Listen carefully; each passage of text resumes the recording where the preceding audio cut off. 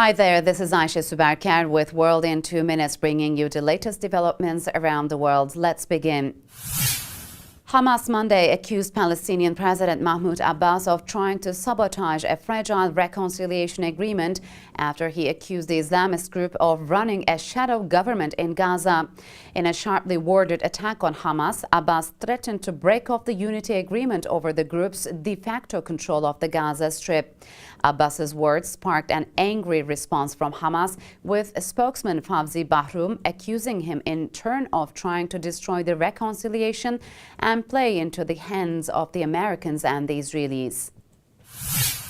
A study released by the World Bank at the G20 Labour and Employment Ministerial meeting in Australia indicates there are currently over 100 million people unemployed and around 447 million that live on less than $2 per day across G20 member nations.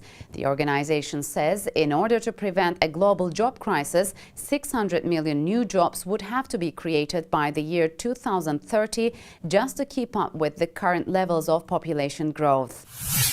An Egyptian court sentenced a leader of the outlawed Muslim Brotherhood and a Muslim cleric to 20 years in prison for attempting to kill two policemen, part of a government crackdown that had severely weakened the group. Mohammed El-Baghati and cleric Shafat Hegazi were convicted of detaining and attempting to kill the policemen during protests against the military's overthrow of former President Mohamed Morsi on July 3, 2013. The demonstrations at Cairo's Rabea al-Adawiyah were crushed by security forces who killed hundreds of people.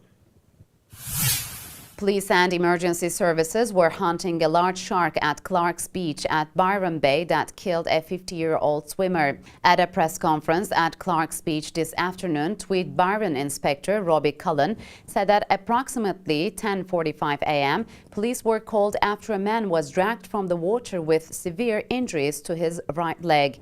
Witnesses told Guardian Australia that the man appeared to be in a highly distressed state as paramedics and police attended the scene. Newcastle lawyer Mark Hickey tried to save the swimmer by dragging him from the water and onto the sand, but he died at the scene. He said he saw a 6 or 7 foot shark menacing the victim. And that's it for this hour's World in 2 Minutes. See you within 2 hours with the latest stories. Goodbye.